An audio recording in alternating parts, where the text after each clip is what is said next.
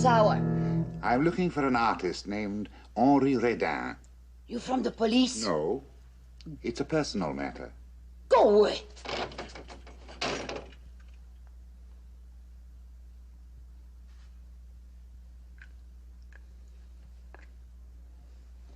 All right.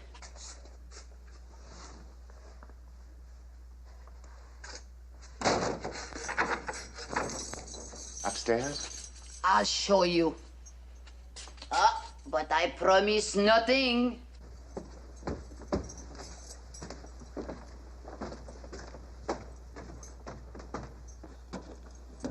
He's been locked in his room for a week. When I knock, he tells me to go away. He's painting a masterpiece. Oh, then he is working. Or drinking. Or taking drugs. He is fool, that one. Oh, many painters have lived in this pension, but none like Radin. This masterpiece you spoke of, have you seen it? I do not wish to see it, monsieur. His work is evil. Perhaps a nude. There is no evil in nakedness. Oh, but Radin, he paints monsters. He sketches at night in graveyards. Graveyards? Oh, last month he did the portrait at the morgue. His model was a corpse. He called his painting Still Life. Huh. Monsieur Radin, open the door. You have a visitor. You see, he will not answer. Perhaps he's ill. Better use your key. Please open the door, madame. I insist. And by what right, monsieur? I am his father. Oh.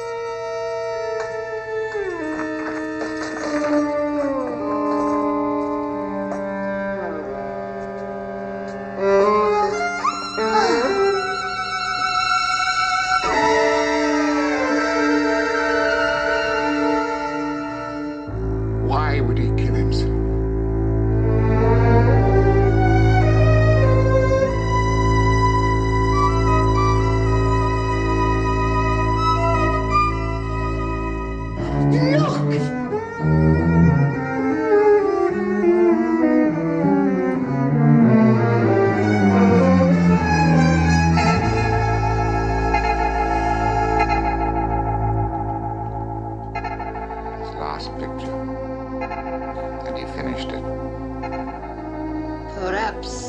Perhaps the picture finished him.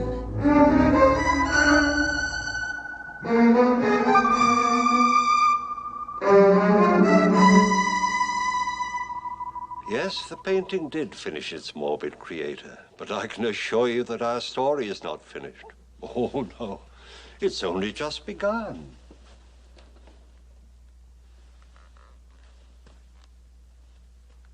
Blood.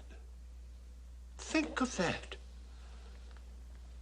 This painting is over 100 years old, and yet real blood still glistens on the scythe of the Grim Reaper, which by no mere coincidence is the title of our story for tonight. How strange indeed that the immortality sought by a mad artist should assume the form of death. But even stranger are the fearful consequences to these others whenever the Grim Reaper's scythe drips blood. Our principal players are William Shatner, Natalie Schaefer, Elizabeth Allen, Scott Merrill, Fifi Dorsey, and Henry Daniel.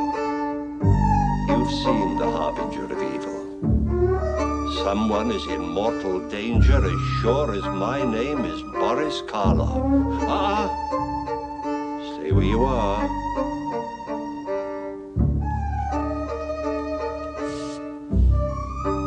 I'll join you as you wait and watch.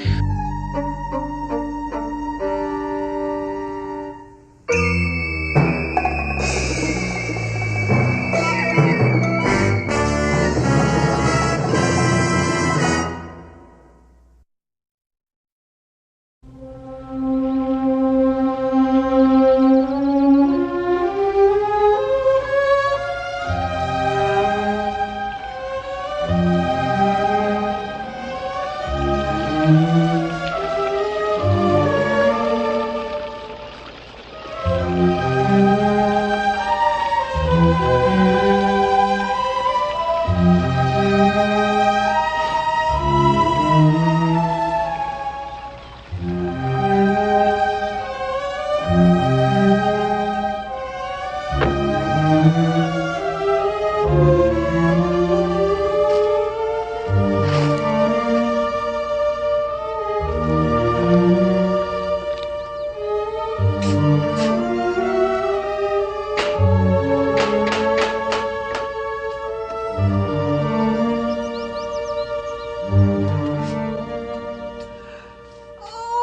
Paul, darling. Oh. How's my favorite nephew? Fine, just fine. Is everything all right? Oh, never better. Why? Well, I had a bit of a shock when I drove up. I thought something might have happened. Oh, you mean the hearse? Isn't it divine? I just bought it. You bought it? Yes, and it was a great bargain, too. The salesman told me it's in perfect condition. The only person who ever drove it was a little old corpse from Pasadena.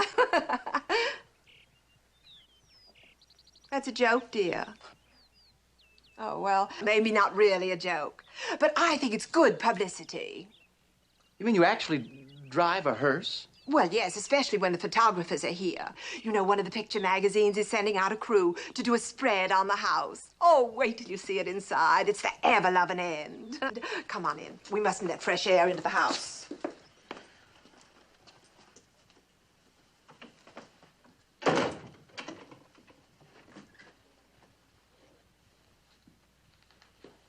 Well, what do you think? Who designed this place? Charles Adams? I cannot tell a lie. I did it with my little hatchet. I don't get it. Oh, Paul, dear, to you, I'm just good old Auntie B. And a bit of a kook, right? Oh, now I know. Never mind. But you must remember that to the public, I'm Beatrice Graves, author of 27 hardcover mysteries, 11 screenplays, and 3 television series based on characters that I created. So it pays off to be a bit of a character myself. Well, now do you get it? This is showbiz. Now I see. You had me a bit worried. Buying this old barn, calling it Gravesend. Oh, I'd much rather have called it Bedside Manor. But Gravesend seems so much more appropriate. You must always play up the name, you know. You still call yourself Beatrice Graves? Oh, yes, of course. It's lots easier than Beatrice Graves and Fugio, Camston, Stantler, Molson, Keller. 4 husbands. 5, darling. You're forgetting Keller. Keller? Where does he come in? Right through there. Darling. Oh.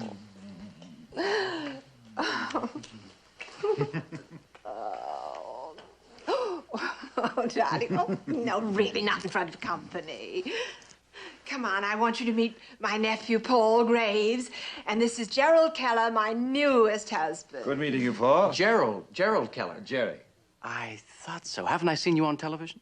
Very likely if you've been watching all the wrong shows. You don't have to worry, Paul. I'm giving it up. I played the charming, boyish murderer for the last time. Oh, that's a pity. Carolyn will be disappointed. Carolyn? Carolyn Thomas, my landlady's daughter. She's madly in love with Gerald. Oh, she is she? Well, why don't you bring her around so Gerald can meet her and I can scratch her eyes out? No, Aunt B, that's no way to talk about a 10-year-old child. I've got a better idea. Gerald, why don't you give her your autograph? Just sign your name right here. I know that'll give her a big thrill. Okay, I've got to be nice to my public. The only reason I married him is because I'm so fond of ham. Darling, come and let me show you the rest of the house. Aren't you coming on the grand tour, dear? Not this time. I think I'll go upstairs and finish some letters. All right.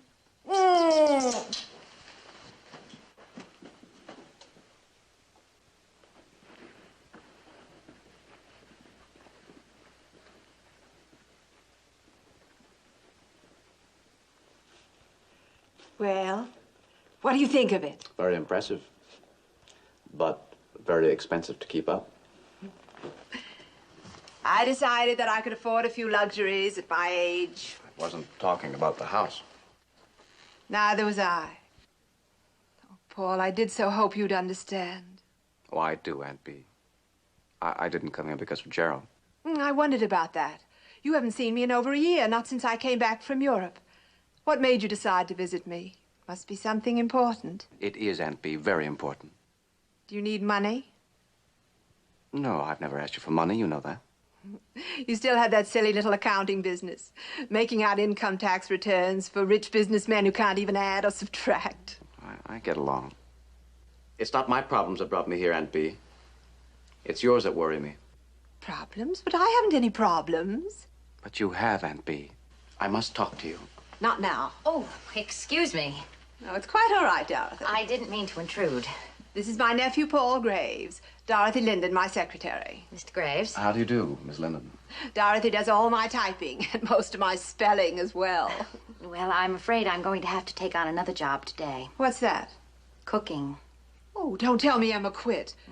Why, she can't walk out on me like this. I'll go and talk to her. She left this noon, right after lunch. Without even having the decency to say goodbye to me? Well, you were in the library, Mrs. Graves, and she said she just couldn't go in there because of it. It? What's it all about? Come on, I'll show you. What's the matter? Don't tell me you're afraid of it, too. Perhaps. You make it sound like you're concealing some sort of monster in there. Come see for yourself.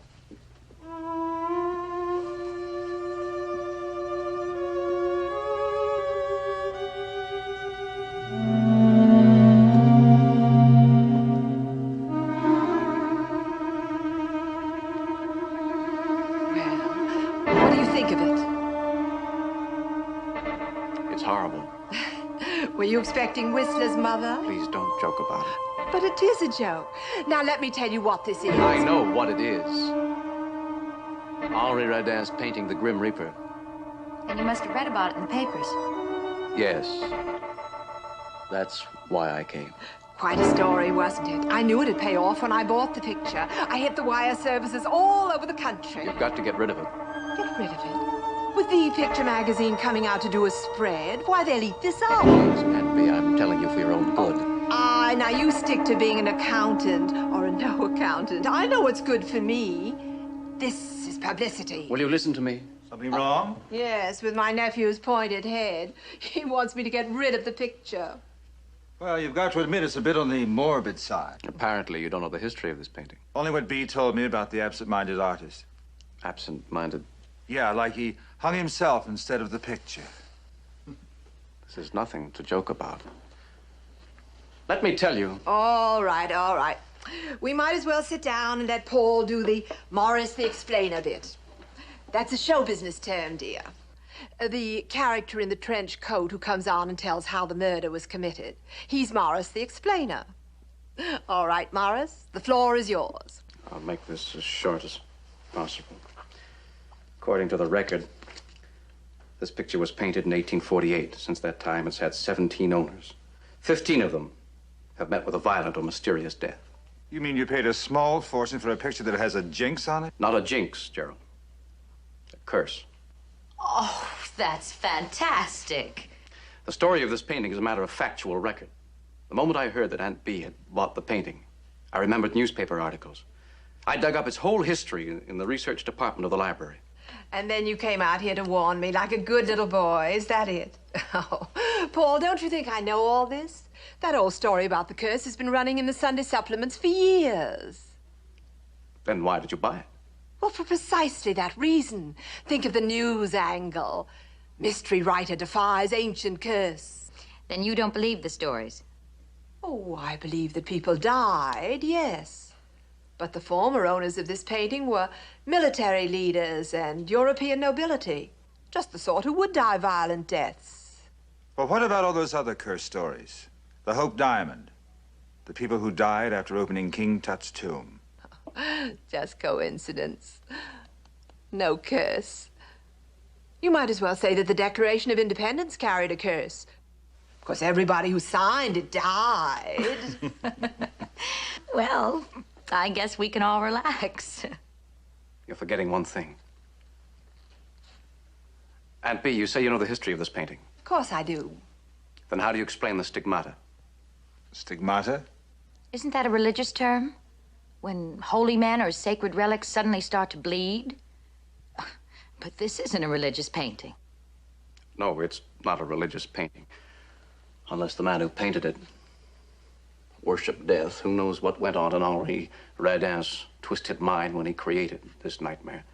But one thing we do know, 15 of the people who owned this painting met with a sudden, unexpected, violent death. And each was warned. Oh, how? You mean somebody told them? The painting told them.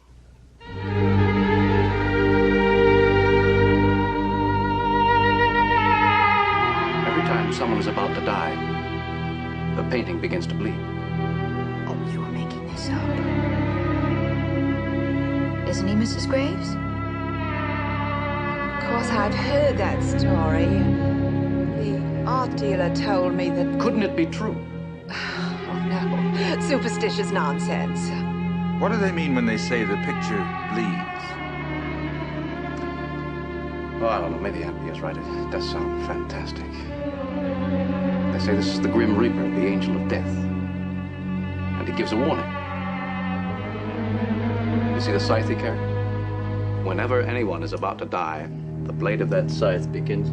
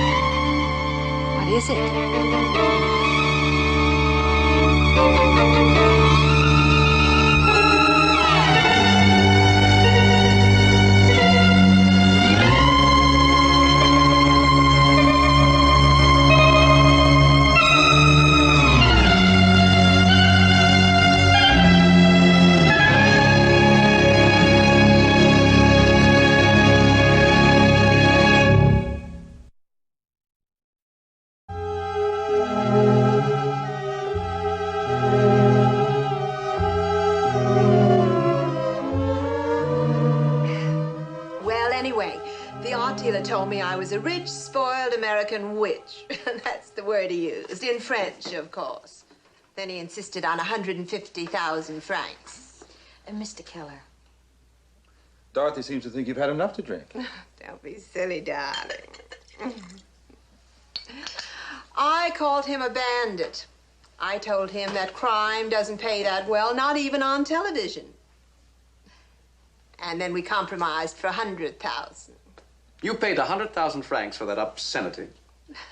Don't get so excited, Paul. I'm rather fond of the old Reaper. You know, art is like marriage. I don't know very much about men, but I know what I like. It's very good brandy. You sure you want to have some, Paul? Cognac's the same as a woman. At its very best between the ages of 25 and 40. 50. I'm cold out here. I'm going into the library. Bring the brandy, dear. Aren't you coming with me, Paul? No, Aunt Bea, I'm going up to my room.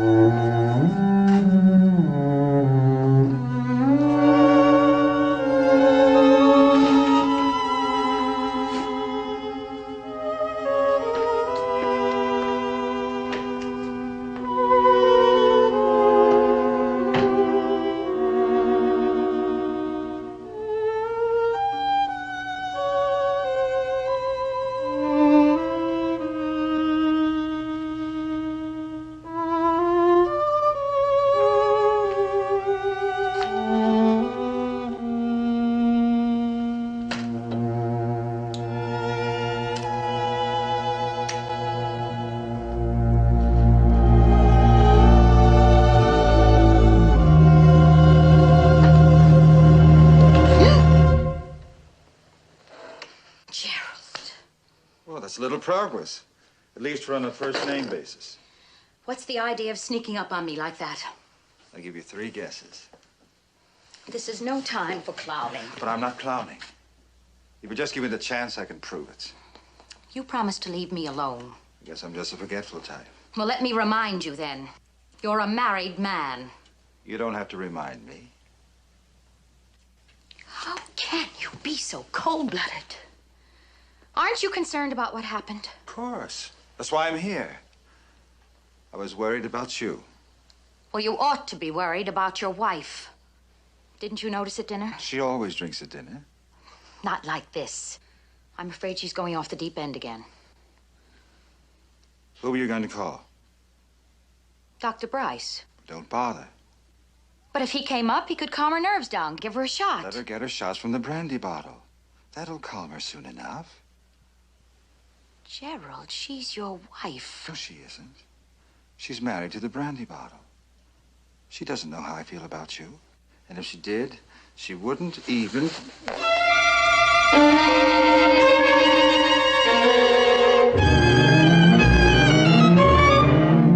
Get out of here.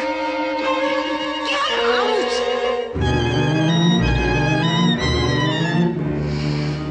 Okay. I can take a hint.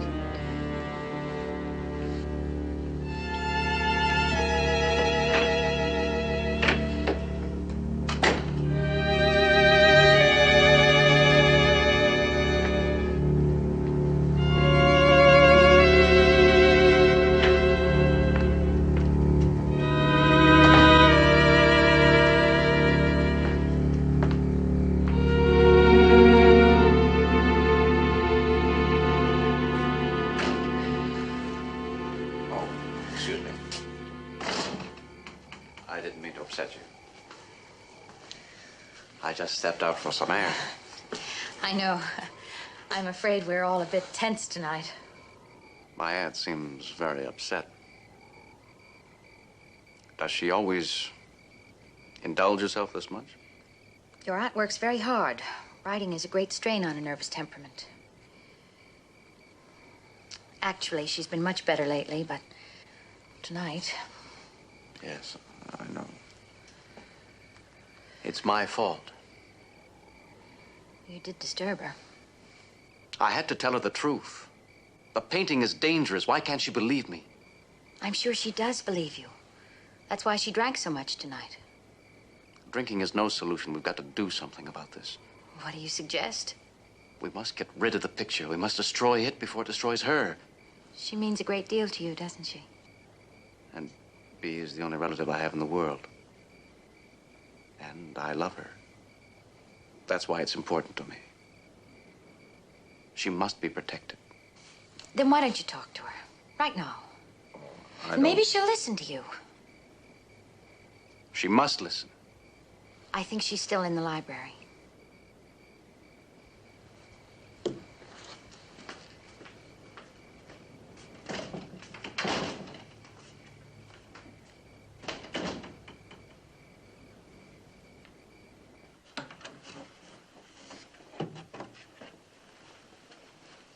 Aunt Bea?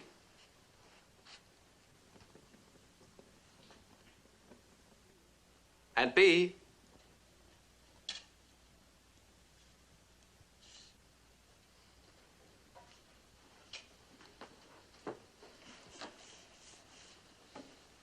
What do you want? You looking for a drink? Help yourself. No, thanks, Aunt Bea. I never touch it. Oh, yes, that's right. You don't drink. You don't do anything. What are you anyway, the world's oldest Eagle Scout? Please. I know. Aunt Bea. I know you're here to do your good deed for the day. Who sent you anyway, Gerald? Or the girl? Neither one. I should know better than that. They don't care what happens to me, just so long as it happens soon. What do you mean? Don't you think I know they want to get rid of me? Oh, Aunt Bea, you're... Go ahead and say it. I'm drunk. Maybe that's why I'm drinking.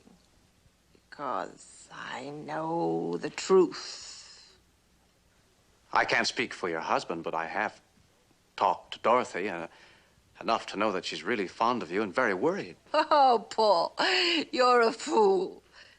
Can't you see the girl's angle? You're supposed to talk to me about my drinking. Maybe even persuade me to go into a sanatorium for a nice, long rest cure. Perhaps it would help. I know one thing it'd do. It'd leave the two of them here, alone together. Now do you understand? If you believe that, why do you allow the situation to go on? Because I'm a fool, too. I love my husband. Funny, isn't it? Rich old dame, worthless young. Great plot for a murder mystery, And B, the stigmata, we've been warned. Something could happen. Go ahead and say it. Say what? The line. It's in all the mysteries. You've got to believe me. That's it. That's the line. You've got to believe me. That's what our hero always says to the police just before the murder. Nobody ever believes him. And then, all of a sudden, before you know it...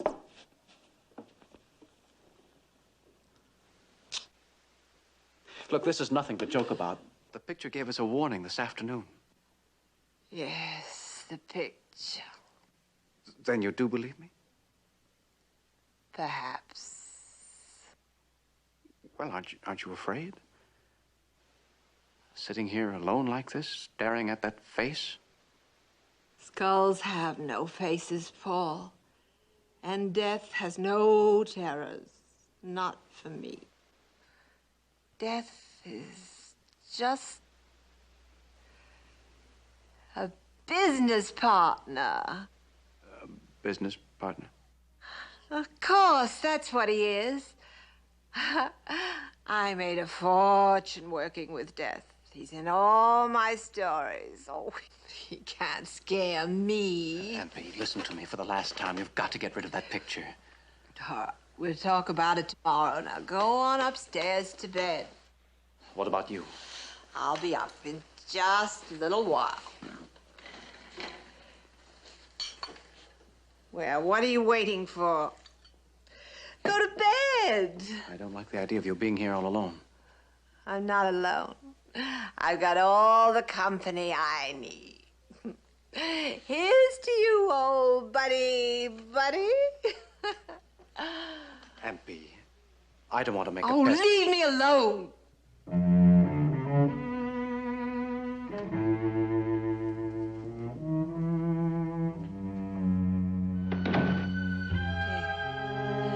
That's better. Just the two of us, all nice and cozy. Well, here's to crime.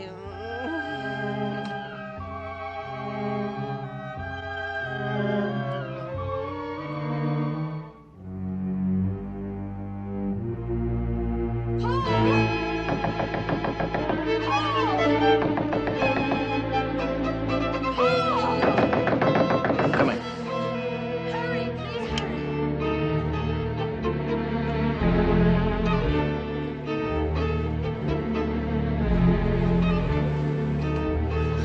I couldn't sleep. I heard a noise in the hall, so I came out, and that's when I saw. What's the matter?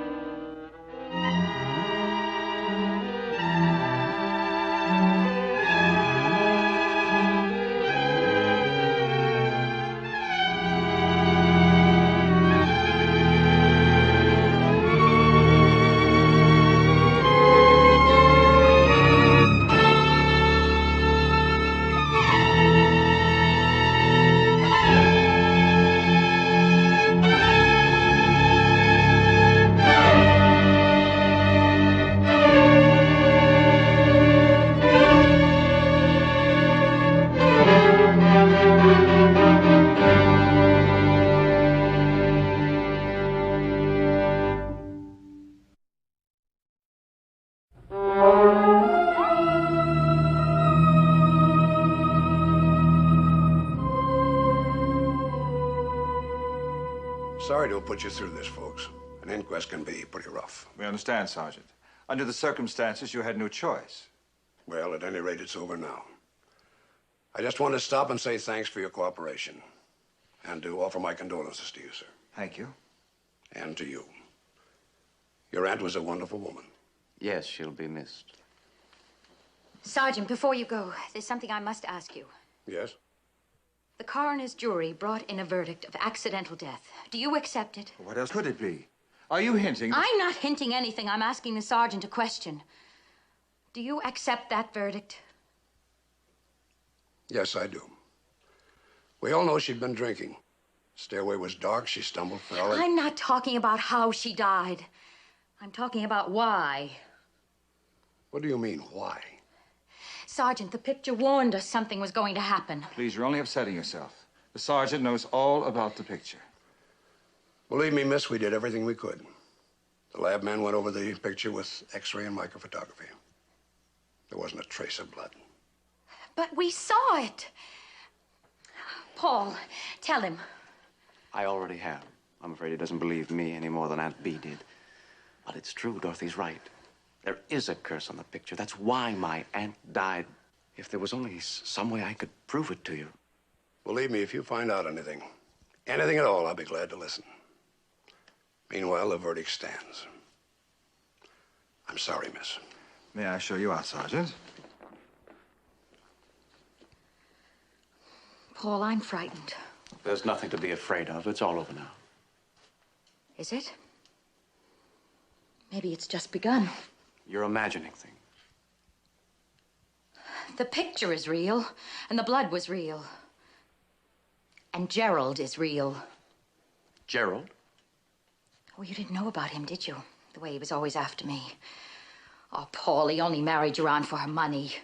Dorothy, that's a very harsh accusation. You have no proof. Your aunt is dead. That's proof enough for me. You told her to get rid of the picture. Oh, you were wrong. She should have gotten rid of Gerald. You don't know what you're saying. Oh, yes, I do.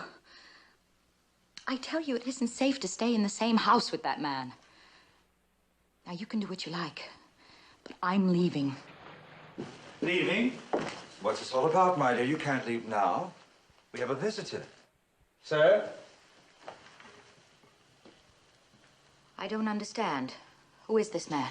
Mr. Phillips is my late wife's attorney. He's here to read the will. A necessary formality.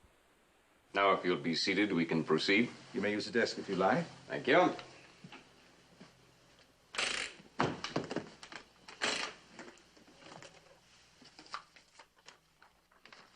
There. I believe that concludes our business. Are there any questions? Let me make sure I've got this straight now. She left everything to me. Exactly. You're the sole heir. Oh, well, that hardly seems fair. Paul here. He's their only living blood relation. I assure you the will was carefully and legally executed. As I told you, she made it out the week after you returned from your honeymoon. She loved you very deeply, Mr. Keller. Yes, I know. Shall I see you out? If you wish. Interesting painting you have here. Yes. I couldn't help but notice how the eyes seem to move. Eyes? But there are no eyes in the picture. That's odd.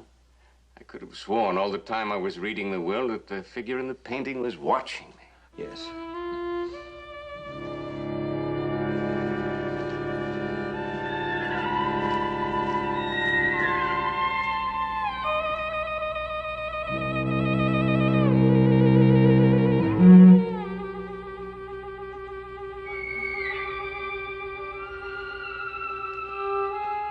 Are you sure you won't change your mind? Quite sure.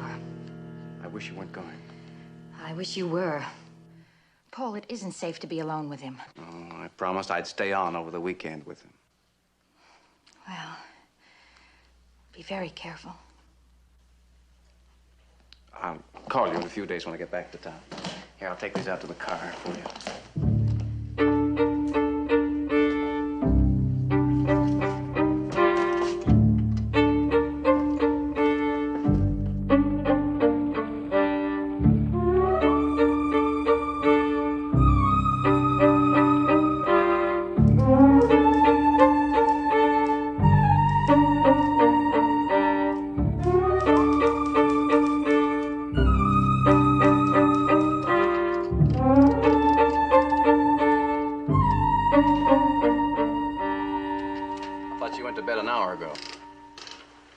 Yes, but I couldn't sleep.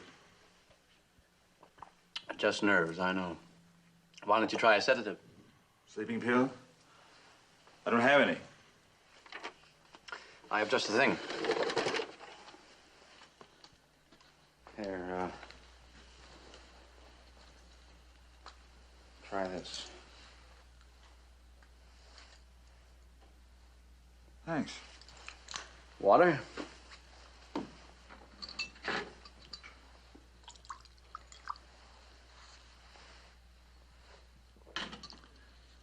Do you know I haven't closed my eyes since Bee died? I'm afraid to. I'm afraid if I do, I'll see this. Forget it, it's just a picture. How can I? The warning, the curse. Bee was right, superstitious nonsense. But you said so yourself. It's evil. There was blood on the scythe. Not on the scythe, Gerald, on my finger. I never touched the painting.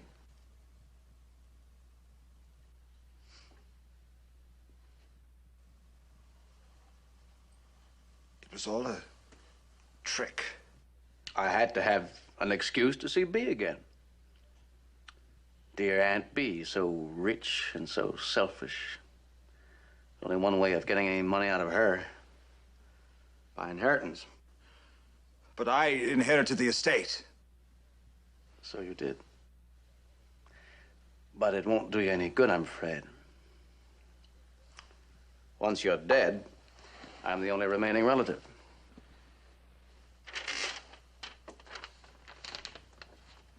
What's that? I just typed out your confession for the police. My confession? You admit you pushed her down the stairs. But you killed her. I'd never sign that. You already have. Remember the autograph you gave me when I first arrived? You'll never get away with this. I'll deny everything. You won't be able to, Gerald. See, it's more than just a confession. It's a suicide note. Suicide? Exactly. How do you feel?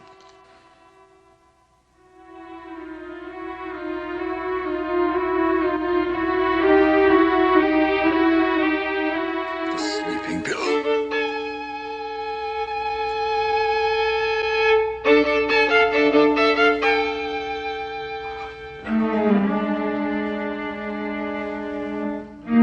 The police.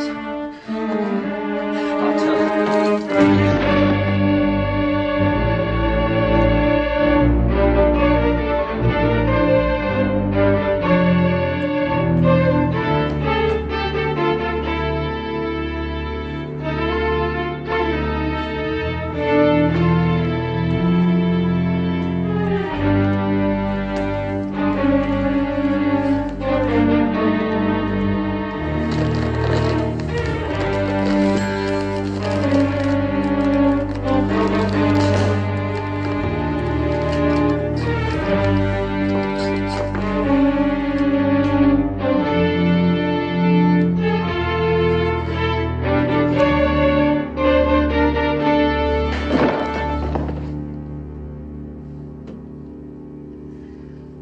Operator, give me the police.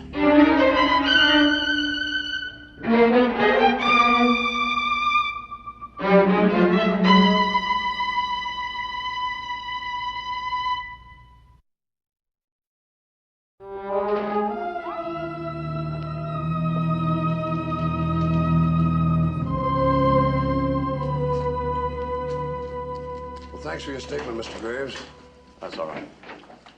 I guess there's nothing more to be said. At least now we know the truth. Yes, now we know.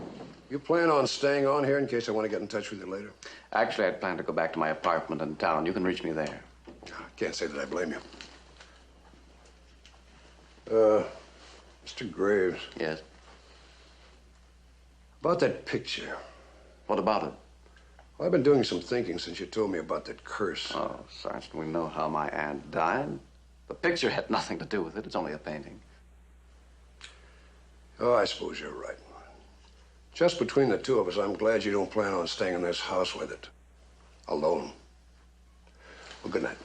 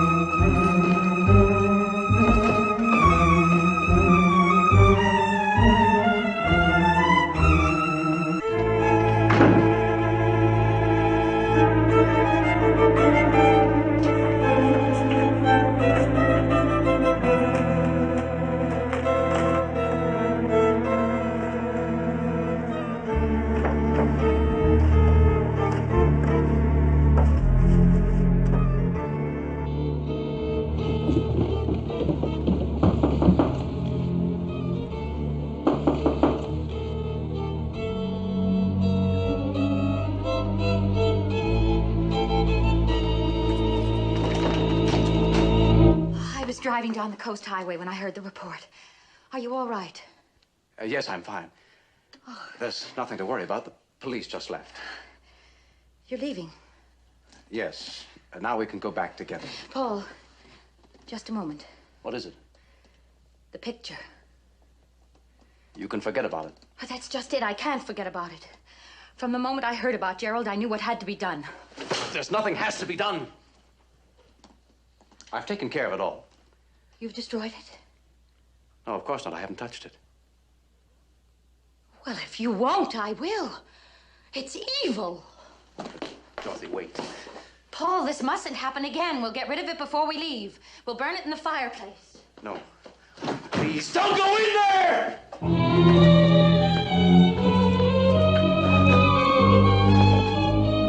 There's nothing to fear. There's no curse. Your aunt is dead, Gerald is dead, and you may die! I made it up to frighten them! It's just a picture, that's all. An old picture. It doesn't really bleed. You made it up. Yes, there's no curse.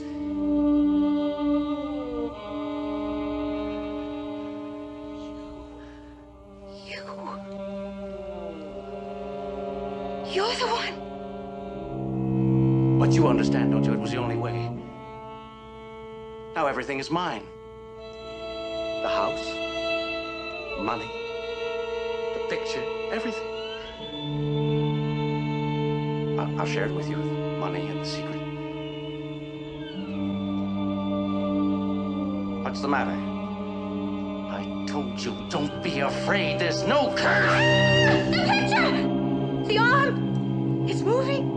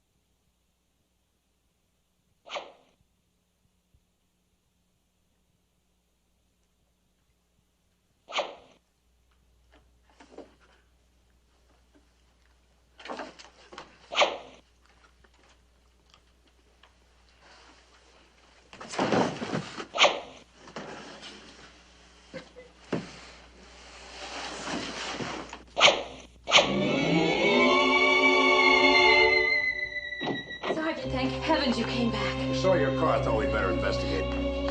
He's in here.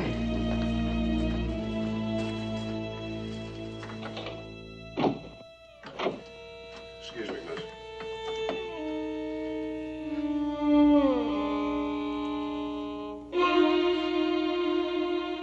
Good Lord.